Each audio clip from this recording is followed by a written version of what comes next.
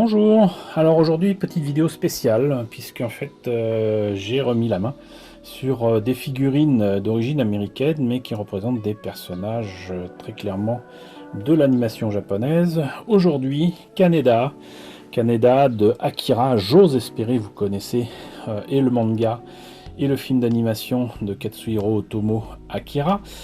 Quoi qu'il en soit, là j'ai donc remis la main sur des figurines et il n'y a pas que celle-là, mais Kaneda.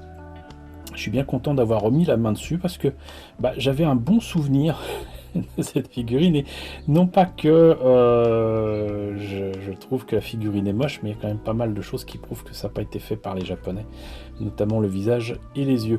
Quoi qu'il en soit, c'est une figurine qu'on n'attendait pas donc au début des années 2000 et qui fait partie d'une collection de Todd McFarlane, donc de McFarlane Toys en fait plus exactement, avec ce qu'ils appelaient des 3D Animation Japan, et donc il n'y a pas eu que ce personnage là, on verra ça tout à l'heure.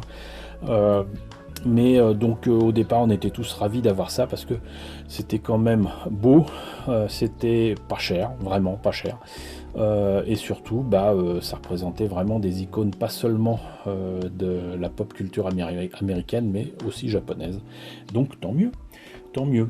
Et donc puisque je vous disais qu'il n'y avait pas que lui, voilà un petit peu ce que ça donne de l'autre côté. Donc on avait du Tenchi Muyo qui à l'époque était quand même un peu connu, une licence de chez Pioneer, Trigun, que vous connaissez peut-être aussi, mais qui selon moi a certainement beaucoup moins de portée qu'Akira en France, mais Trigun, voilà, excellente figurine de Trigun que je vous présenterai aussi un de ces quatre. Et il y a Tetsuo, alors normalement je l'ai, mais alors où se trouve la figurine, ça c'est une autre paire de manches. Et sinon il y avait la fameuse moto de Kaneda. Et pour précéder votre question, oui, il existait une version de la moto de Kaneda, donc de McFarlane Toys, qui est moins belle que celle que je vous ai présentée de Bandai, mais elle existe.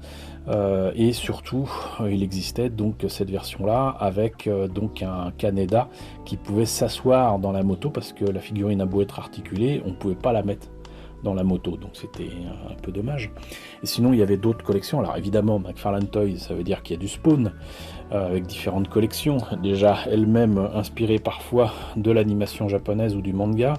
Il y avait des figurines Movie Maniacs, il y avait assez étonnamment une licence autour de Little Nicky, qui est un film je pense que vous ne connaissez pas, et qui n'aura pas marqué grand monde, hein, voilà, avec le fils du diable qui vit sur Terre, c'est assez spécial. Where the Wild Things Are, voilà, donc je me rappelle plus du titre en français, pourtant c'est relativement connu. Et sinon des figurines de Kiss, voilà. C'était il y a 20 ans. C'était il y a 20 ans. Quoi qu'il en soit, donc la figurine est plus ou moins articulée, elle se distingue surtout par l'adjonction d'accessoires, notamment les lunettes, c'est complètement fou, les lunettes peuvent se mettre parfaitement sur la tête si je me rappelle bien. Il a son fusil laser, la batterie qui va bien avec, on va voir ça d'un petit peu plus près en le mettant sur un socle pour le voir sous toutes les coutures. Alors, encore une fois, je le redis, mes souvenirs d'il y a 20 ans me faisaient dire qu'elle était articulée, cette figurine, et qu'on pouvait la mettre dans des positions de fou. Et en fait, non, absolument pas. Je dois confondre en fait avec la figurine de Trigun. Je montrerai ça, c'est quand même autre chose. Mais il y a des détails assez sympathiques. Je sais pas si c'est parce que c'est resté 20 ans dans sa boîte, que c'est fait en plastique ou quoi, mais il y a des éléments qui me semblaient possibles d'enlever, notamment le fusil laser, mais c'est pas le cas. J'ai pu lui mettre, je vais pas dire avec difficulté, mais j'ai pu lui mettre ses lunettes sur ses yeux, et ce qui me tue toujours, c'est que c'est fait avec une matière transparente, vraiment très transparente, pour les lunettes elles-mêmes, et limite il est mieux avec ses lunettes sur les yeux que sans. Je le trouve beaucoup plus ressemblant, mais sinon mis à part ça, il est beau de loin, mais alors loin d'être beau. Le travail de jus est assez grossier. C'est pas si génial que ça. Voilà, dans mes souvenirs, c'était bien plus beau. Mais sinon, on appréciera bien évidemment que sur la tenue de Kaneda, il y ait la fameuse pilule dans le dos sur donc sa veste. Voilà, et puis à l'époque, c'était la première figurine de Kaneda qui sortait. Et pareil pour Tetsuo et des objets autour d'Akira, il n'y en avait pas pléthore, il y en avait même assez peu. Voilà, donc c'était cool d'avoir ça à l'époque, et franchement, ça faisait le job, et puis c'était pas si cher que ça, je me rappelle sincèrement plus du prix, mais ça coûtait vraiment pas cher. Donc voilà pour ce brave Kaneda de la collection de McFarlane Toys autour de Akira.